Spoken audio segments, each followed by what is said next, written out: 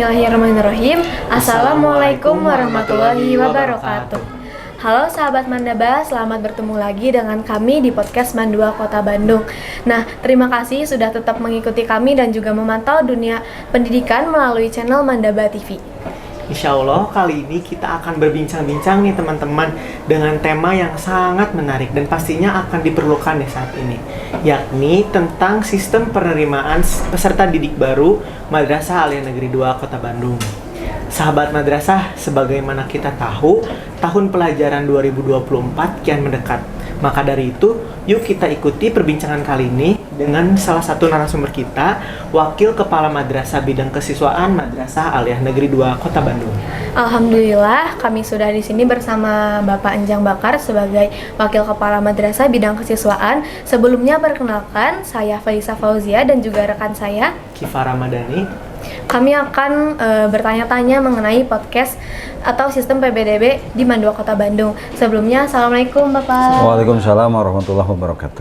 Gimana Bapak? Apakah kabarnya sehat? Alhamdulillah baik dan masih seperti biasa padat merayap aktivitasnya. Alhamdulillah ya Pak. Sampai saat ini alhamdulillah. Masih sehat. Alhamdulillah dikasih kesehatan. Mudah-mudahan seterusnya. Amin. Ngomong-ngomong nih Pak, kan pastinya kalau misalkan kita mau masuk ke sekolah tuh pasti ada sistem penerimaannya nih Pak. Kalau di Madrasah Aliyah Negeri 2 Kota Bandung sendiri ini dibukanya kapan Pak? Ya, terima kasih atas pertanyaannya bahwa PPDB M sekarang ini namanya jadi PPDBM, M-nya madrasah. PPDB madrasah ini akan dilaksanakan mulai tanggal 19 untuk pendaftaran dan berakhir di tanggal 19 Februari maksudnya dan berakhir di tanggal 10 Mei 2024. Adapun tata caranya seperti biasa Mandua Kota Bandung masih menggunakan PPDB online. Jadi para pendaftar, para siswa, calon siswa baru itu silahkan masuk di www.db Mandua Kota Bandung, pendaftaran, kemudian mengisi data, kemudian mencantumkan identitas diri. Setelah itu mencetak kartu tes BTQ. Kemudian setelah mencetak kartu tes BTQ, melaksanakan tes BTQ. Kalau dinyatakan lulus dari tes BTQ, maka dipersilahkan untuk mengikuti seleksi PPDBM tahap selanjutnya. Kalau belum lulus, mohon maaf, barangkali bisa belajar lebih banyak lagi dan dipersilahkan mengikuti lagi, begitu. Oh, berarti sistemnya kali ini tuh tetap menggunakan sistem online. Sistem online dan di tahun ini relatif sama dengan tahun sebelumnya, gitu ya. Cuma namanya aja gitu. Cuma namanya aja berdasarkan juknis yang sudah keluar dari Kementerian Agama, namanya berubah menjadi PPDBM. M-nya itu madrasah, barangkali gitu ya. Kalau misalnya dari daftarnya sendiri itu, apakah boleh didampingi orang tua gitu Pak? Untuk daftar dipersilahkan siapa saja yang bisa mendampingi, silahkan dampingi. Kemudian kalau bisa sendiri mandiri, silahkan mandiri. Atau mau pakai konsul ke yang lain, bisa juga menggunakan konsul yang lain. Yang jelas pada saat pemasukan data harus data diri ke sistem PPDB online itu, begitu. Nah kan nih Pak, kalau misalkan sistem online itu sangat menguntungkan kan bagi orang-orang yang mungkin rumahnya itu jaraknya itu jauh dari sekolah gitu Pak. Betul, Kalau misalkan kita tuh jarak rumahnya cuma 5 meter atau 10 meter mungkin dari sekolah, apakah boleh langsung datang ke Mandua ini atau gimana Pak? Sebetulnya kalau mau datang ke Mandua karena dekat rumahnya itu dipersilahkan, tapi hanya sebatas barangkali nanya-nanya saja. Tapi pendaftaran tetap saja menggunakan sistem online. Mau yang jauh, mau yang dekat, ya masuk di data sistem online itu. Kalau sekedar nanya-nanya, ya nggak mau yang jauh, mau yang dekat juga. Cuma kalau mendaftarnya secara manual, kita tidak melayani dan tahun ini sudah beberapa tahun ke belakang barangkali kita menggunakan sistem PPDB online itu. Biar lebih praktis gitu ya Pak. Iya. Lebih praktis, efektif dan efisien. Ya, betul. Gitu. Oh, Nah, tadi kan itu ada tes BTQ ya, ya, Pak. Nah, tahapnya Betul. udah dijelasin semuanya nih. Tapi tetap ada di awal tuh Tes tahap BTQ. BTQ gitu. Ya, betul. Kenapa sih Pak harus ada tes BTQ gitu di Mandua ini? Ya, betul. Di Mandua pasti yang mau masuk ke Mandua harus ada tes BTQ. Pertama, kita punya tujuan yang memang disesuaikan dengan proses PPDB, dan dari segi juknisnya itu juga dibolehkan. Nah, tujuan lebih spesifik lagi kenapa harus lulus tes BTQ, karena pada saat proses pembelajaran di Madrasah Aliyah Negeri 2 Kota Bandung ini ada beberapa mata pelajaran, lebih dari 5 mata pelajaran yang berlatar belakang baca tulis Al-Quran, sehingga dalam proses pembelajaran nanti si siswa sudah mampu menyesuaikan dan tidak lagi menjadi penghambat bagi proses pembelajaran berlangsung di kelas. Begitu. Jadi biar lebih mudah gitu ya. Lebih mudah menyesuaikan, dan ini kepentingannya kepentingan pembelajaran barangkali. Nah, kalau misalnya boleh nih Pak, kan tadi tes BTQ itu tentang membaca tulis Al-Quran gitu. Iya, betul. Nah, kira-kira nanti yang diteskan pada saat tes BTQ itu apa aja sih Iya, Pak? betul. Nah, yang diteskan pada saat BTQ yang pertama tentu tes baca baca Al-Quran terlebih dahulu, kemudian didengarkan cara membacanya, mahrojnya, pengucapan hurufnya, tajwidnya, segala macam. Setelah itu baru tes tulisnya. Setelah tes tulisnya, biasanya tes tulisnya itu surat-surat yang pendek yang keseharian. Oleh siapa? Oleh tim yang memang kita sediakan. Insya Allah tim ini berkualifikasi sebagai guru yang mengampu mata pelajaran di bidang keagamaan. Begitu. Oh iya, berarti kita harus mengutamakan tes BTQ dulu begitu. Iya, nah setelah tes BTQ dinyatakan lulus, maka masuk ke tahap berikutnya, yaitu memilih jalur. Apakah mau jalur non-akademik atau jalur akademik? Non-akademik itu di situ ada yang menggunakan kategori keluarga ekonomi tidak mampu, ada yang prestasi seperti juara KSM, juara Olimpiade, bahkan yang punya sertifikat tahfidz. Nah, yang tahfidz juga yang olahraga, yang juara-juara olahraga begitu. Kemudian ada juga jalur yang perpindahan tugas orang tua yang non akademik ini. Perpindahan tugas orang tua selanjutnya ada jalur akademik. Nah, jalur akademik ini yaitu jalur yang masuknya itu melalui tes akademik. Nah, nanti yang non akademik ini dilaksanakan lebih dulu, lebih cepat waktu pelaksanaannya. Apa yang harus disiapkan kalau mau masuk ke Mandua memilih jalur non-akademik? Ya bukti pendukung, misalnya kalau dirinya dari keluarga ekonomi tidak mampu, ya syarat-syarat pendukung di keluarga ekonomi tidak mampu itu yang harus dipenuhi, misalnya bukti dia punya kartu Indonesia Pintar atau PKH atau bukti keluarga tidak mampu misalnya dari kecamatan. Nah, itu syaratnya yang harus dilampirkan. Bagaimana dengan yang prestasi olahraga, sertifikat olahraga? Nanti kan sesuai kebutuhan yang dibutuhkan. Olahraga itu kan ada tingkatannya, ada tingkat kota, ada tingkat provinsi, ada tingkat nasional. Tentu kalau ada yang tingkat nasional dan kebetulan di sininya lagi dibutuhkan, itu memiliki peluang yang besar untuk bisa diterima di sini. Selanjutnya untuk yang jalur PPT, perpindahan tugas orang tua, itu melengkapi surat tugas orang tua.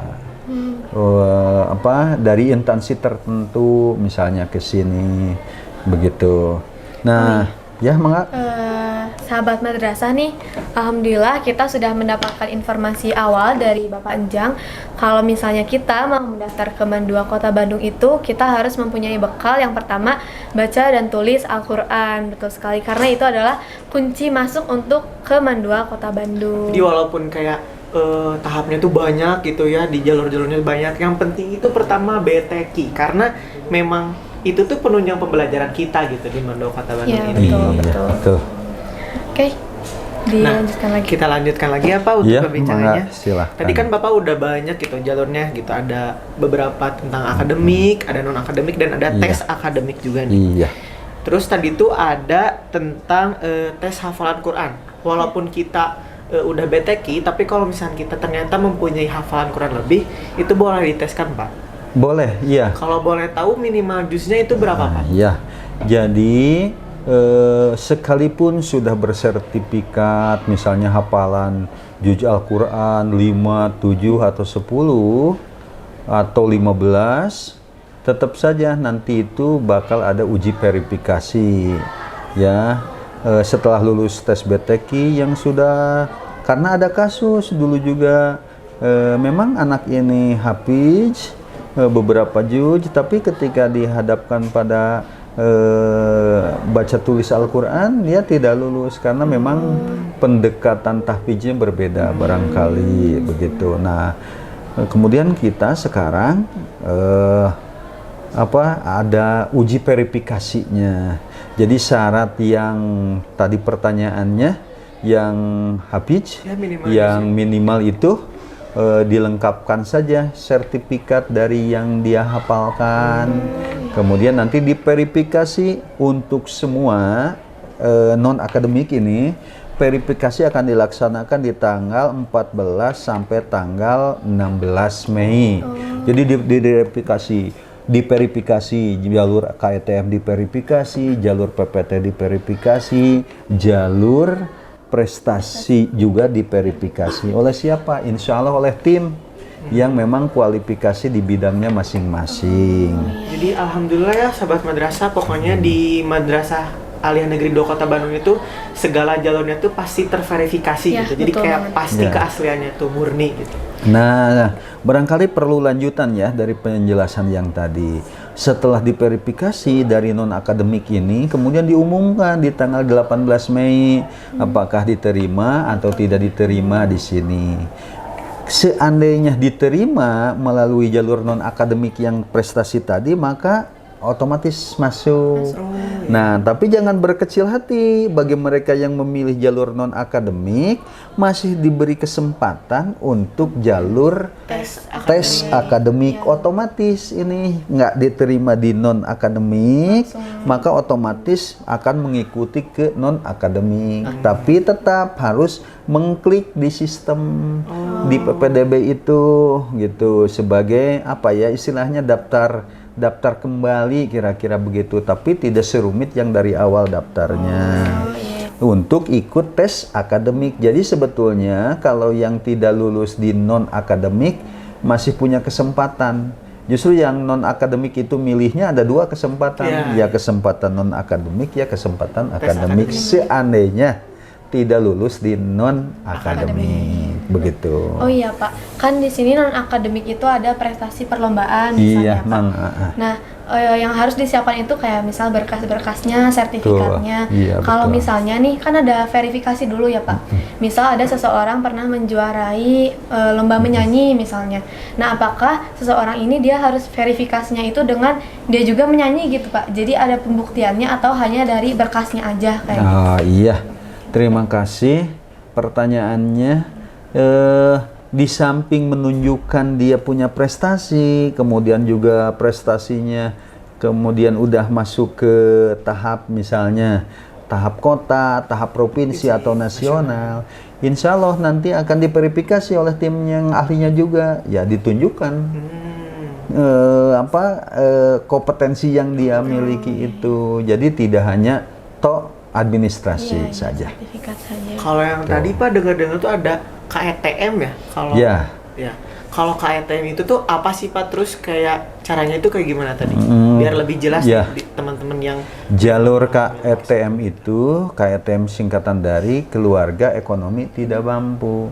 Nah, bagi mereka yang memiliki kartu seperti yang dibilang tadi, kartu Indonesia Pintar, kartu Keluarga Putus Harapan, atau sejenis itu. Nah, itu dipersilahkan untuk memilih jalur itu. Nanti tim verifikatornya akan berkunjung ke tempat-tempat tinggalnya dan memverifikasi apakah yang bersangkutan layak atau tidak dengan yang disyaratkan itu. Begitu. kalau boleh tahu nih Pak, kan tadi tuh tes akademik tuh intinya mah bisa diikuti oleh semua orang gitu. Karena Iya. kalaupun yang non akademik tidak lolos pasti bisa mengikuti di tes Bisa, akademik. betul. Kalau boleh tahu yang ditesin di akademik tuh apa sih Pak? Ya, nah, yang pertama tes akademik itu di samping untuk menyeleksi sebagai alat ukur, juga mengukur kemampuan dasar tiap calon peserta. Jadi yang diukur hanya kemampuan dasar aja, tidak secara spesifik begitu. Hanya mengukur kemampuan dasar dan terdiri dari gabungan beberapa mata pelajaran. Ada pelajaran yang rumpun PAI, ada pelajaran yang rumpun MIPA, ada pelajaran yang rumpun sosial. Tentu tidak ketinggalan bahasanya juga akan diteskan begitu. Tapi hanya yang dasar-dasarnya saja. Kalau boleh tahu bahasanya itu bahasa Ada di situ bahasa Arab, ada juga bahasa Inggris.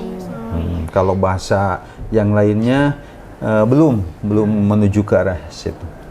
Nah, terakhir nih Pak, Ya. beberapa tahun lalu ini gitu, Indonesia atau negara kita kan lagi gencar-gencarnya dengan kurikulum merdeka gitu. Iya, betul. Nah, kalau untuk di Madrasah Aliyah Negeri 2 Kota Bandung ini, kurikulum apa yang akan dipakai oleh peserta didik baru nanti Pak? Iya.